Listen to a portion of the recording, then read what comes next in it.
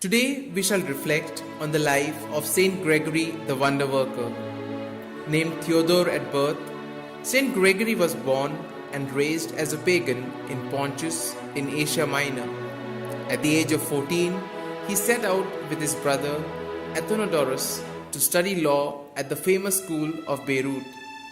At Caesarea in Palestine, he fell under the persuasive influence of Origen, the head of the Alexandrian Catechetical School, and embraced Christianity. Abandoning all thought of pursuing law, Gregory spent 7 years in the study of philosophy and theology, and at the age of 20, he was made Bishop of Neo Caesarea. During the Decian persecution, he retired into solitude near Pontus. Not long after peace was restored, he returned and governed his diocese for some 30 years with outstanding success. He instituted liturgical celebrations honoring the Decian martyrs, and in the year 264, together with Athenodorus, his brother and fellow bishop, he assisted at the first synod of Antioch, which condemned the heresies of Paul of Samosata. In those days, even a group of 10 Christians could have their own bishop, and at a time of his ascension, the colony numbered 19 church members. But when he died, about the year 270, there remained only 17 unconverted pagans in the entire city. In his exposition of the faith, Gregory clearly stated the eternity, equality, and perfection of each person of the Blessed Trinity. In time, Saint Gregory, the story of whose life was written by Saint Gregory of Nyssa, came to be surnamed Thaumaturgus, that is, the Wonder Worker, because of the numerous wonders God worked through him. In fact, he is invoked in desperate situations and against floods.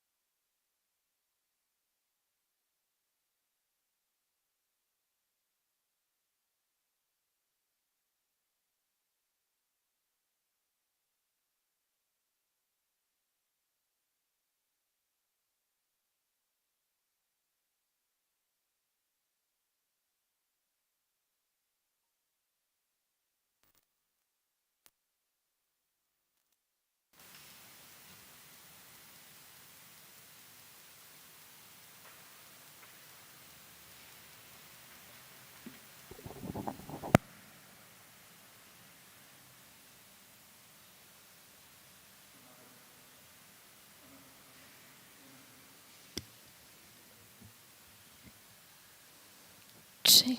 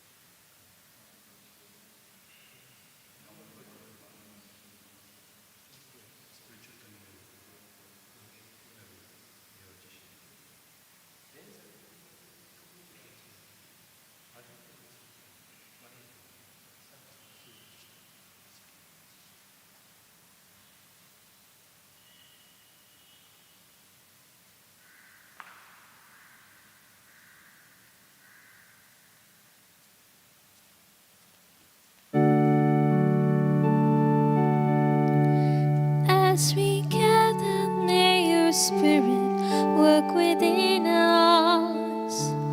As we gather, may we glorify your name. Knowing well that as our hearts begin to worship, we'll be blessed because we can. We'll be blessed because we can.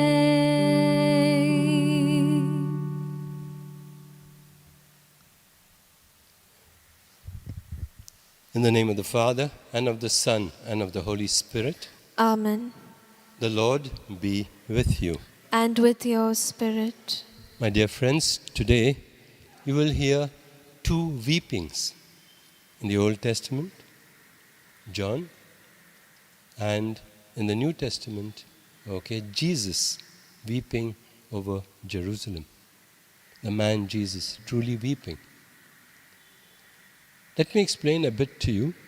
It's good for our intelligence. There are these 4 animals that come. In the earlier St. Andrew's Missal, they used to be given for each of the evangelists.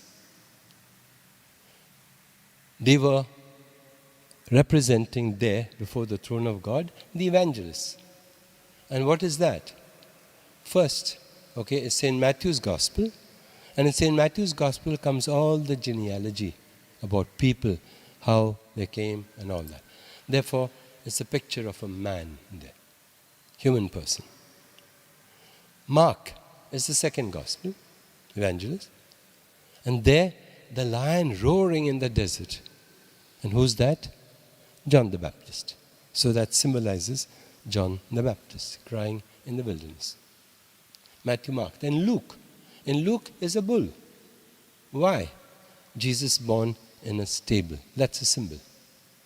And finally, soaring high above the earth, looking at all the earth and everything, like God, is the eagle flying high.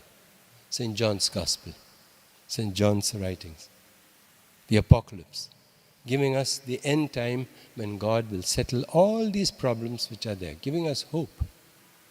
One more thing I'd like to say about Revelations, or what we call the Apocalypse. These are symbols. As we know, John is using symbols. Numbers are symbols. God is 1, so number 1. God is 3 persons, so 3. 7, 12, these are good numbers. Anything more than that, 13 therefore, is a bad number. So they have symbols also for numbers, indicating the 12 tribes of Israel and things like that. So we should not get mixed up with this, but he is giving messages through that. In this first reading we will hear today, the scroll has to be opened and the 7 seals have to be broken. The angel is telling to do that. And nobody in the world can do it because they are sinful. They don't have. And then he's weeping. John is weeping in that thing there. And so you don't worry about that. Okay?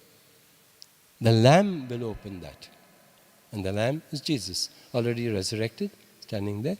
The lamb that was slain is coming back again. All symbolic things of Jesus who was slain but is alive there and has saved. He will break those seals and he will bring this peace on this earth. Let's stop for a moment and ask ourselves, have we got wider perspectives of what God is doing in our world of today? Sometimes our devotions are good. The things that we do are good. They're not bad. They're good things. But we just get involved in those, or involved in liturgies and little things. Forget the bigger picture of what is God doing with that. What is the church trying to tell us in these days when it's taking these readings from the Apocalypse and also in the Gospel? There's something behind that. So if we have, we prepare and we come for Mass. So after Mass, go later, wait a bit and reflect on that. What is the church preparing us for or telling us for? It's normally, as we will see, in spite of all that is happening today, the hope that Jesus Christ is giving. So we ask the Lord to forgive us. Often we are not messengers of hope in our own families, husband to wife, wife to husband, or parents to children, or with our neighbors, or with those we meet on the street. They may not be of our religion, the poor people. Are we messengers of hope? Not by the words that we say, that's very easy, but in the life that we lead. And Pope Paul the Sixth Saint, this is what he said, especially for the youth. It's the witness of our lives and not the preaching that I am doing now. That has an effect, but not that much of an effect unless it goes with the witness of our lives. Often we Christians are good at devotions, but putting that into practice, what Jesus has said and as he's done, we hardly do. So simply we will ask the Lord for mercy. You were sent to heal the contrite of heart. Lord, have mercy. Lord, have mercy. You came to call sinners, and you came to call me personally as a sinner. Christ, have mercy. Christ, have mercy. You are seated at the right hand of the Heavenly Father at this moment, pleading for our world of today. Lord, have mercy. Lord, have mercy. May Almighty God have mercy on us. Forgive us our sins that we do individually. Forgive us the sins that we do in groups, in our regions, a nation one against the other, and bring us and bring this fractured world one day to life everlasting. Amen.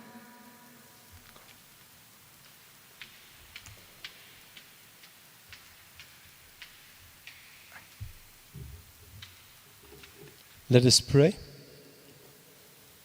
Grant, we pray, O Lord our God, the constant gladness of being devoted to you, for it is full and lasting happiness to serve with constancy the author of all that is good. Through our Lord Jesus Christ, your Son, who lives and reigns with you in the unity of the Holy Spirit, one God living and reigning, world without end. Amen. Amen.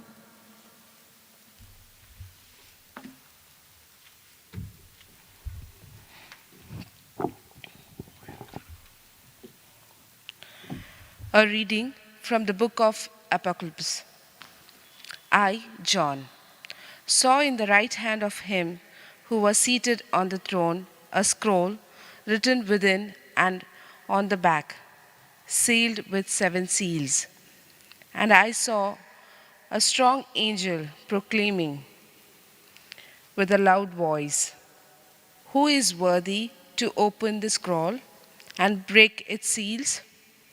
And no one in heaven or on earth or under the earth was able to open the scroll or to look into it.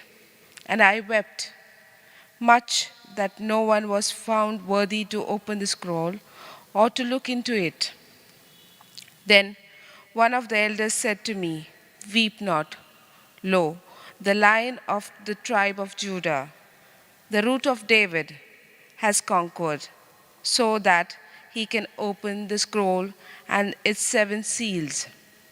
And between the throne and the 4 living creatures, and among the elders I saw a lamb standing, as though it was been slain, with 7 horns and with 7 eyes, which are the 7 spirits of God, sent out into the world. And he went and took the scroll from the right hand of the Lord, and him who was seated on the throne.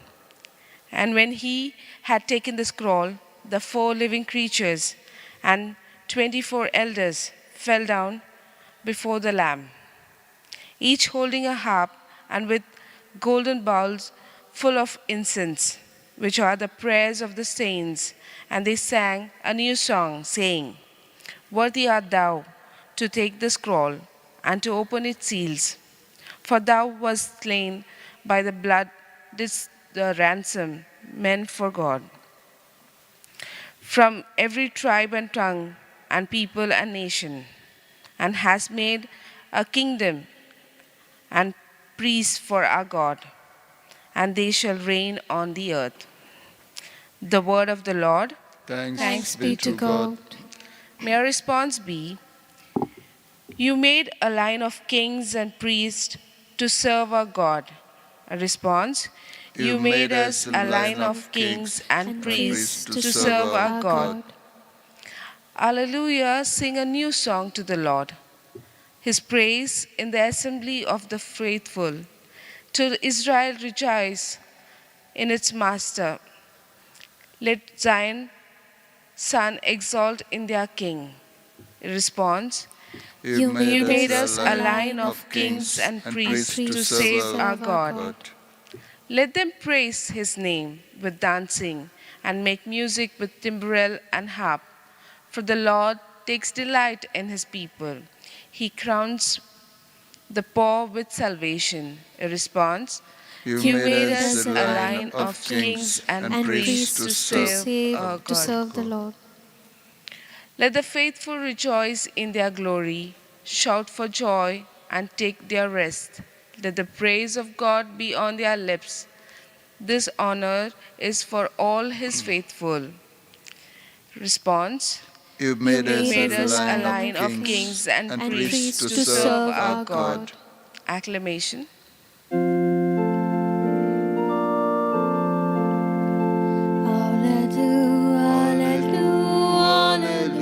Hallelujah, praise the Lord.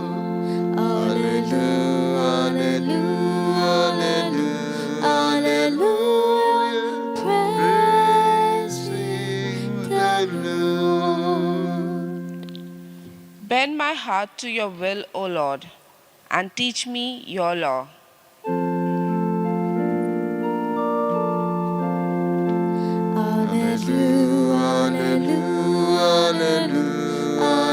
Hallelujah, praise the Lord. Hallelujah, praise the Lord. Bless my lips, may I proclaim your holy gospel. The Lord be with you. And with your spirit. A reading from the Holy Gospel according to St. Luke. Glory to you, O Lord.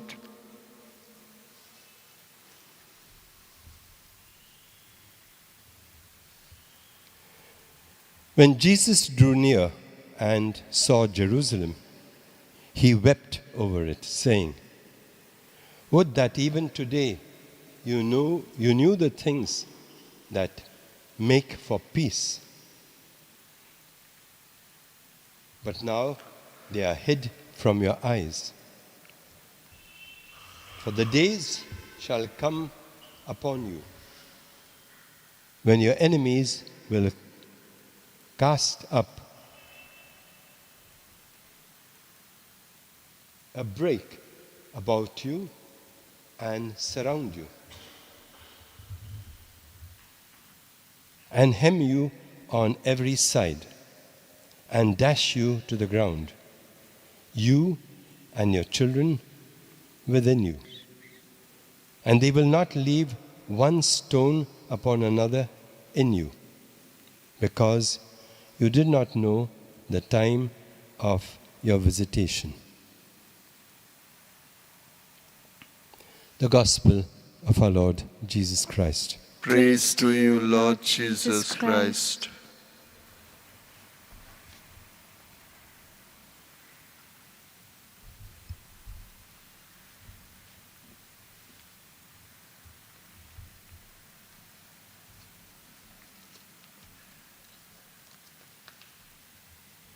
My dear friends, these predictions that Jesus does, number of things he tells us. It's in Matthew's Gospel. 2 ladies will be grinding, one will be taken, one will be left, and things like that. Things which are going to come. Earthquakes here and earthquakes there, it's taking place. Fires here and fires there. He has predicted these things will come. And some people are just concentrating on that. This is not why he was telling that to us. To put fear into us so that we become good. No, it has the opposite effect. If a preacher just preaches fear, fear, fear, fearful God, and basically it's not God who punishes. People ask this question, Father, how is it a very loving God can put people into hell? How can he do that? Even my own child, if they're bad, we take them back in. How is that? This is the wrong understanding. And again, what we said yesterday, also I'm saying today, the whole system, the whole world, all the universe that we see, and they're discovering another universe like ours. And maybe there are more. They all hang together, science will tell you. And science will tell you, even the little thing that you do, even our little anger, is affecting the whole universe.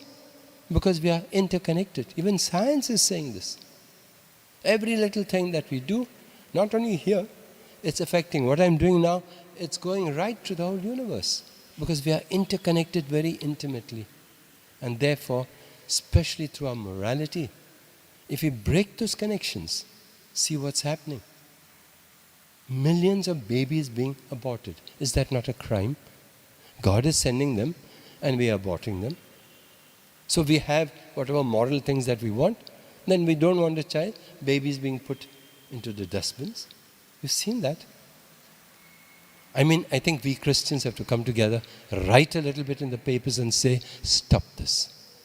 Tell our governments, don't want these big dams, don't want this small business. Concentrate on our children and on our people and new politicians to change your values.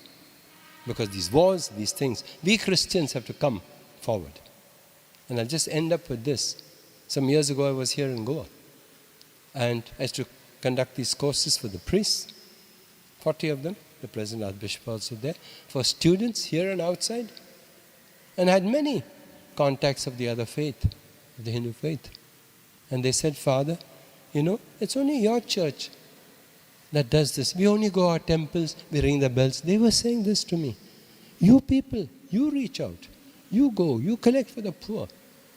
For us only devotion, God and straight. They were saying this to me. So please, ask for the grace. Perhaps come together as groups, not only for devotion. Can we do something about this? Our children committing suicide just because they didn't have a cell phone or whatever. Can we as Christians here, even in this church, come together? Not only for little meetings to arrange this, but to work together as a group, as to remove this, remove the fears from our children, from our own hearts. There are whole methods, psychological methods. So we ask God and Our Lady, I'm going to pray now, to give us this grace, to be active Christians, not only devotional Christians, but active to change our world of today.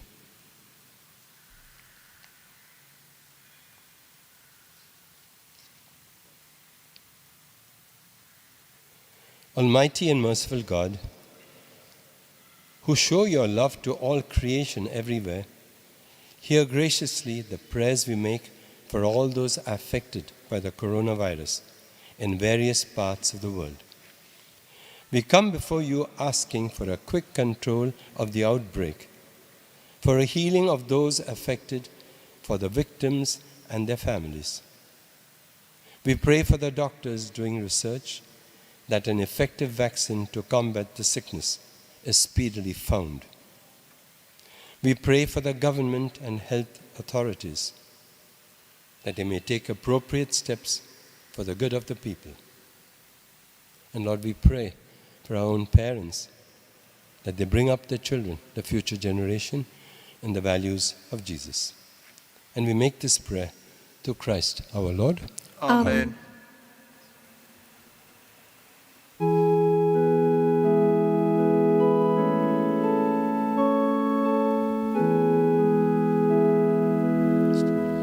In bread we bring, yield our bodies labor. In wine we offer you our spirits grieve. We do not ask you, Lord, who is but able, but stand united now. What is believed? For we have gladly heard your word, your holy word, and now it ends, Lord. Our gifts we bring, our selfish hearts make true, our failing faith renew, our lives belong to you, our Lord and King.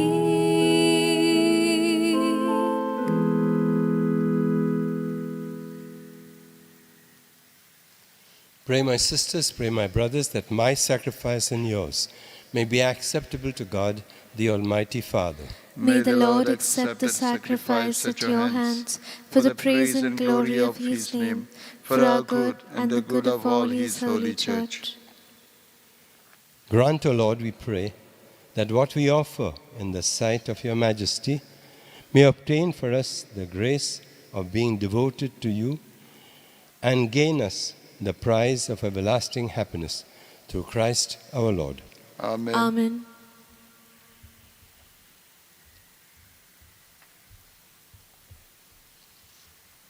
The Lord be with you. And with your spirit, Lift up your hearts. We lift them up to the Lord.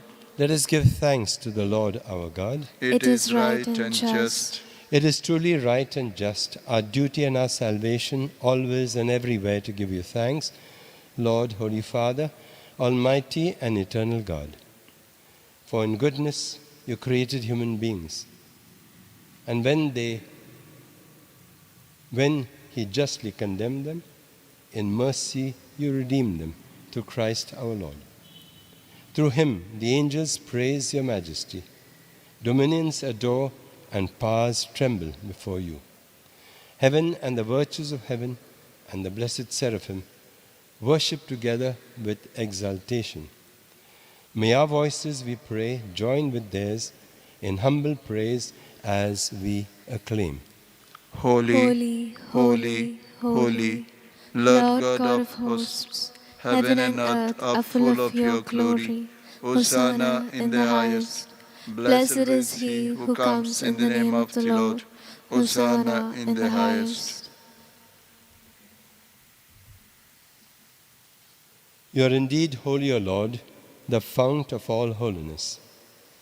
Make holy, therefore, these gifts, we pray, by sending down your Spirit upon them like the dewfall, that they may become for us the body and blood of our Lord Jesus Christ. At the time he was betrayed and entered willingly into his passion, he took bread and, giving thanks, broke it, gave it to his disciples, saying, "Take this, all of you, and eat of it, for this is my body, which will be given up for you."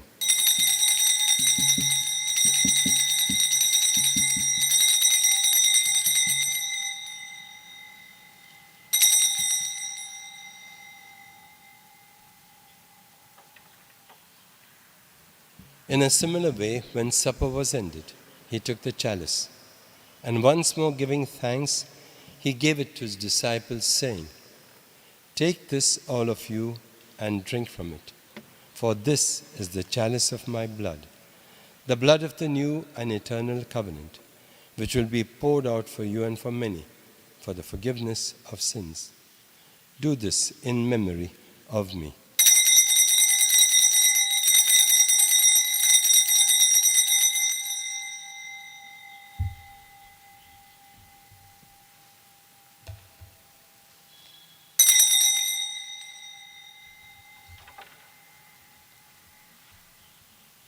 Let us take the second acclamation and proclaim the mystery of faith.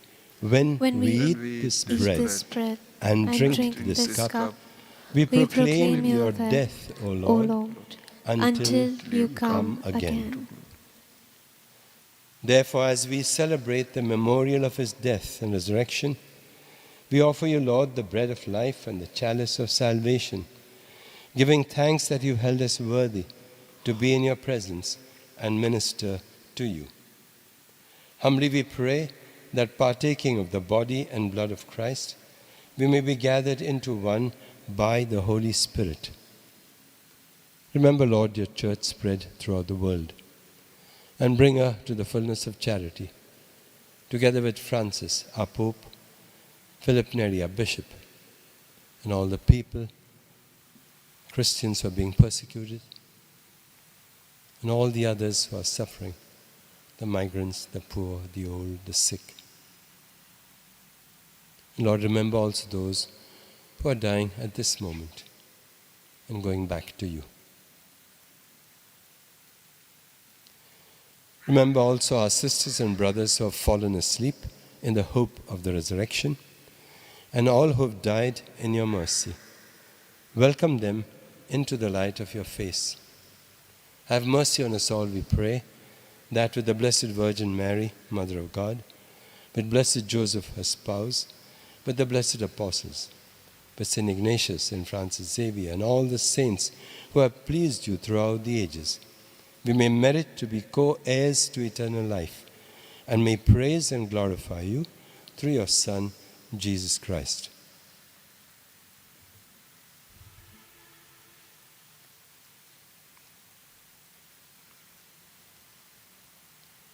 Through him, and with him, and in him, O God, Almighty Father, in the unity of the Holy Spirit, all glory and honor is yours, now and forever. Amen.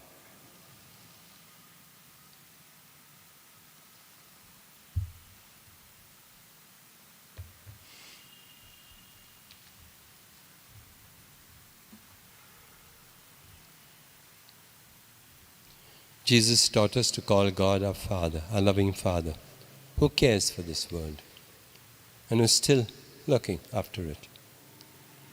As we face our challenges, we ask, first of all, that God fulfill our daily needs.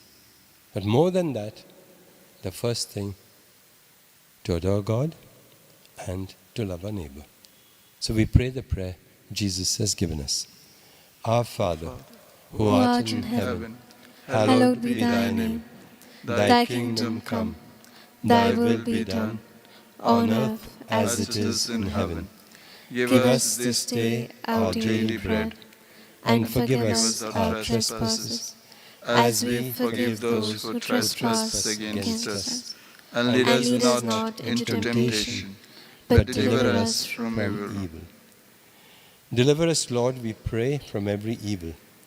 Graciously grant peace in our days, that by the help of your mercy we may be always free from sin and from all distress, as we await the blessed hope and the coming of our Savior, Jesus Christ. For the kingdom, the power, and the glory are yours, now and forever. Lord Jesus Christ, who said to your apostles, "Peace I leave you, my peace I give you," look not on our sins, but on the faith of your church, and graciously grant her peace and unity in accordance with your will, who live and reign forever and ever. Amen. Amen. The peace of the Lord be always with you. and with your spirit. And let us offer each other that sign of peace. Lamb of God, you take away the sins of the world, have mercy on us. Lamb of God, you take away the sins of the world, have mercy on us. Lamb of God, you take away the sins of the world, grant us peace.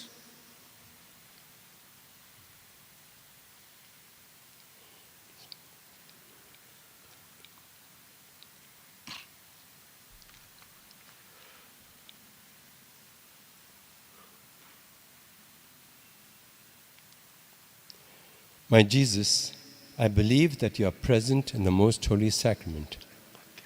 I love you above all things, and I desire to receive you in my soul. Since I cannot at this moment receive you sacramentally, come at least spiritually into my heart. I embrace you as if you were already there, and unite myself wholly to you. Never permit me to be separated from you. Amen.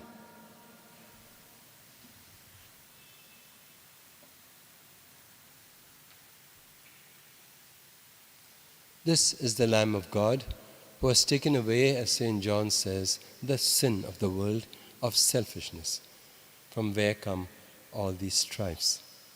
Happy are we who say yes to him to combat the sin of selfishness. Lord, I am not worthy that you should enter under my roof, but only say the word, and my soul shall be healed.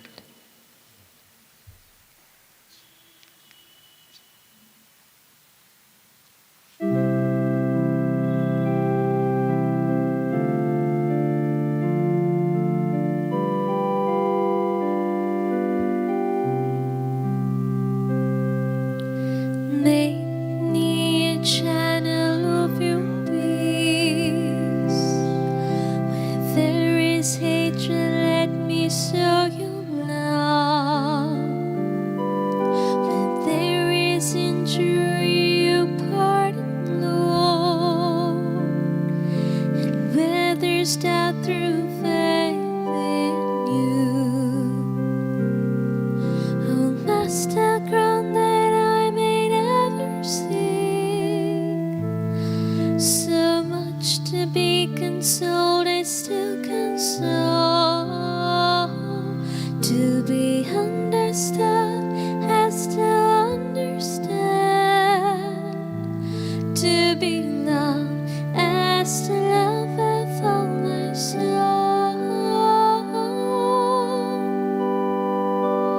Make me a channel of your peace.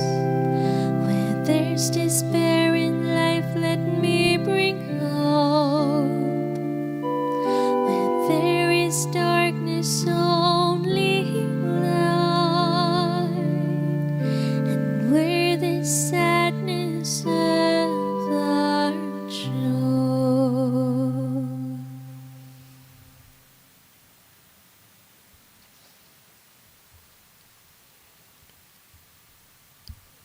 Let us pray. We have partaken of the gifts of this sacred mystery, humbly imploring, O Lord, that what your Son commanded us to do in memory of him may bring us growth in charity through Christ our Lord. Amen. Amen.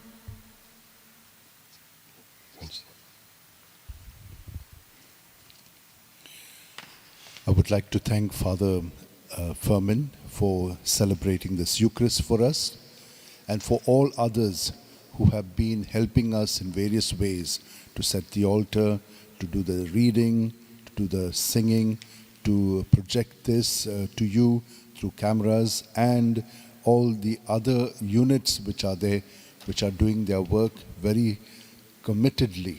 I thank them all, and I thank all of you for participating in this Eucharistic celebration. The feast, Novena of St. Francis Xavier Amsogoinso Sahib, is soon approaching.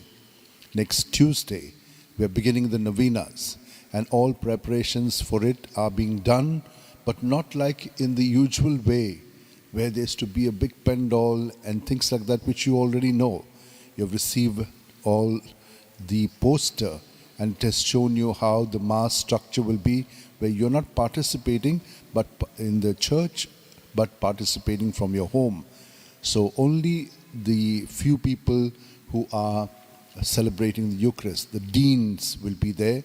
Along with them, there'll be readers whom we have appointed, singers whom we have appointed, so that there is less of a crowd there. So thank you for that. Let me also tell you that there is at 5 o'clock the adoration. So we can begin the day, and all of you all can send your prayer requests. We have made the forms online. You can see that. Also, when you want to log on to our website, there is a QR code which you can select, and then it will give you a direct connection to us. There are all these facilities. What is the theme that we have selected? You have already read it, but let me say it to you. By walking in the footsteps of St. Francis Xavier, let us bear witness to Christ. We shall explicitate this as we go on each day. Thank you very much for participating. God bless you.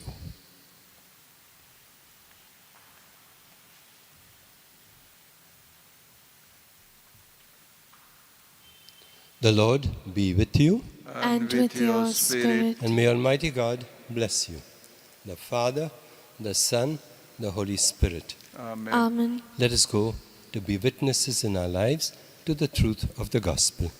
Thanks be to God. Prayer to St. Francis Xavier. O devoted servant of God, St. Francis Xavier, your heart was burning with love for Jesus. Impelled by this love, you went from country to country and spent yourself unto death, proclaiming the name of Jesus and the good news of salvation. That is why the Father filled you with glory in heaven and preserved your body from corruption here on earth. Filled with joy for these unique gifts, we join you in praising the Father.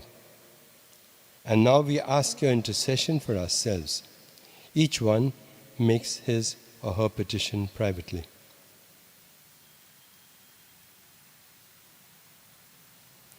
We ask you to obtain for us the fulfillment of these desires if they are pleasing to the Father. And for everything, together with you, we praise the Father through Jesus in the Spirit. Amen. Amen.